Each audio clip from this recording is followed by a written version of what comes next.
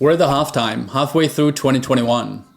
And if you're disappointed with the recent 50% correction in crypto, or you don't want to play the Russian roulette in meme stocks like GameStop or AMC, let me tell you which stocks are going to make you money over the next 6 months.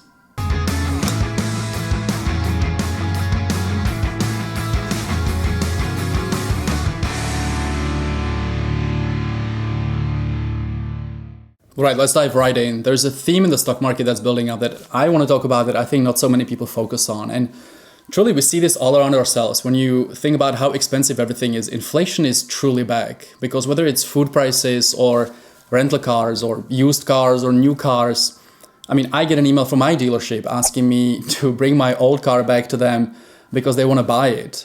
Used cars are so much more expensive than they were a year ago because of all these shortages. Go try to build a house, see how expensive lumber and steel are. And this is all because of the world being reopened slowly and unevenly, and the whole supply chain is completely broken, a huge pent-up demand that is just not being met by the supply.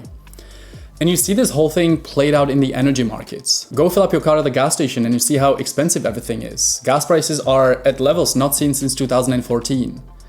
And you see this whole thing in the stock market. So I want to show you this chart here showing you the best and worst performers in the S&P 500 index so far this year. So this is 2021 performance.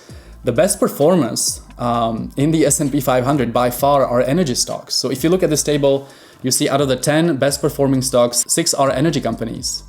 You got Marathon Oil, Devon Energy, Diamondback Energy, EOG Resources, Hess, and Occidental Petroleum.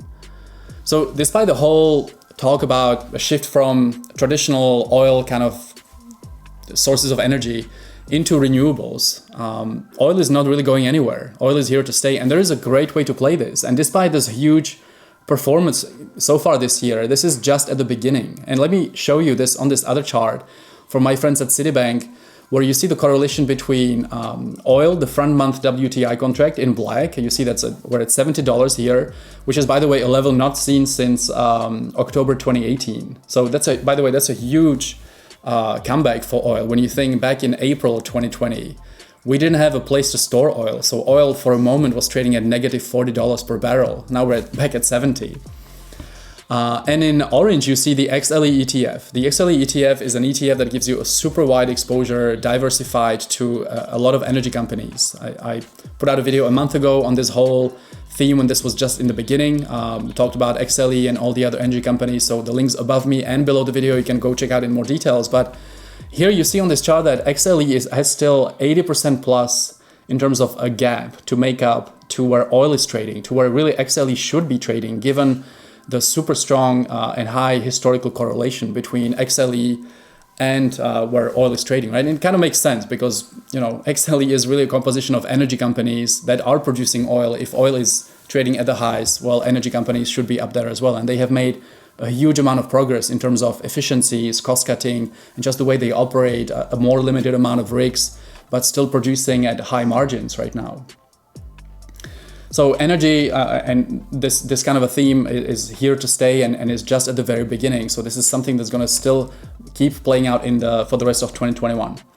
The other interesting thing that I want to show you on this chart here before moving on the Nasdaq kind of section of the stock market is if you look at the worst performers, you see that Tesla is actually among those, which to me was a surprise. You see Tesla year to date is down 13.5%. And a lot of the high flyers of 2020 really pulled back in 2021 so far. So what I did here is, and I'm going to put those next to each other. On the left side of the screen, you see this chart here year to date. And on the right side of the screen, you see a more kind of a longer term horizon where I went back to February 2020. So just before the markets peaked, before COVID-19 hit, until year to date. So that's about a year and 4 months. And you see that Tesla is up about 368% so far. So again, Tesla was obviously a huge story in 2020.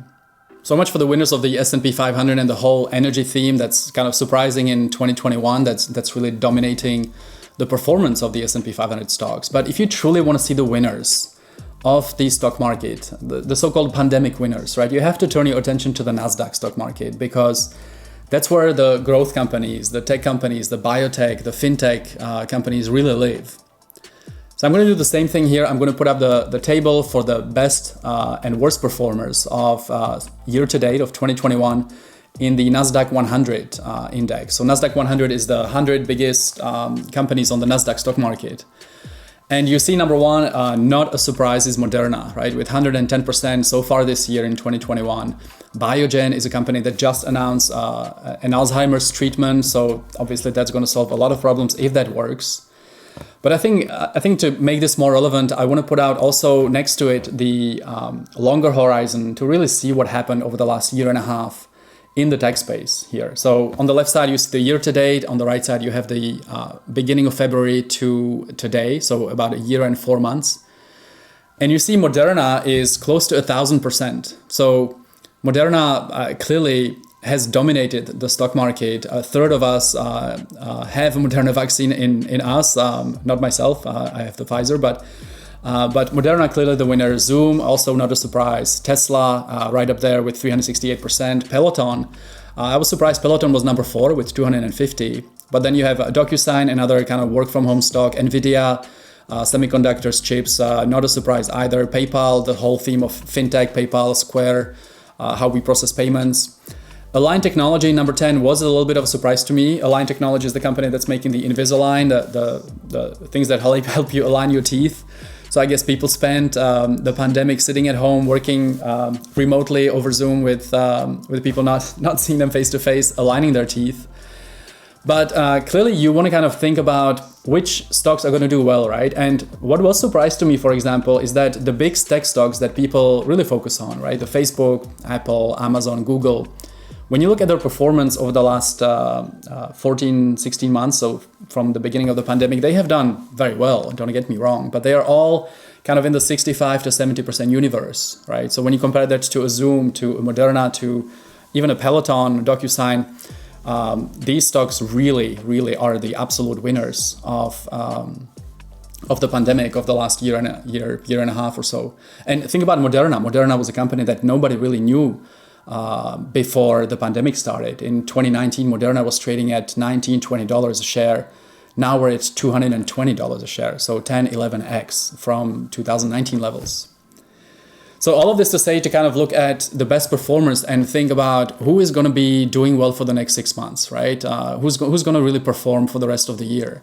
So aside from the energy theme that I discussed earlier around the XLE and kind of the catch up of the energy companies to where oil prices really are trading, you kind of want to think, well, which companies are going to continue doing well? And so as we all return to work, as we all people go back to the office over the summer or from September, every single company that you look at, maybe aside from Wall Street banks, are telling you we'll have a hybrid arrangement. We'll have 2 or 3 days at work and then you can spend the rest at home. Some companies are completely flexible. You can be at home all the time. So companies like Zoom, companies like DocuSign, they will keep doing well because even if we go back to the office and meet face to face, there's still going to be somebody dialing in. There's still going to be documents being sent around and signed virtually. So these companies will perform really well going forward. Zoom has I think the consensus of Zoom is 450 or around there. But a company that I also wanted to mention before we close this here was CrowdStrike. So CrowdStrike is a company that is in the cybersecurity, and you've seen all of the stories lately with hackers and companies being hacked, government being hacked, and the ransoms that they have been paying, right? And by the way, the US government recovering a portion of that Bitcoin payment that Colonial paid, which was a surprise to a lot of people, which also dragged Bitcoin lower. But anyway, CrowdStrike is a company that's going to be here and it's going to dominate this space. They are one of the biggest companies in this space. The next 10 years are really going to be about cybersecurity. So although the stock is already quite expensive, I think CrowdStrike is a company that we should all have in our portfolio and kind of accumulate on any dips that we see in CrowdStrike. All right, quick update on the best performers so far in 2021, what you can expect for the rest of the year. Good luck trading. Thanks for hanging out. Make sure you give a like to this video. That's going to help the channel, help the magical YouTube algorithm. Subscribe to the channel if you haven't yet, and I'll see you in a few days.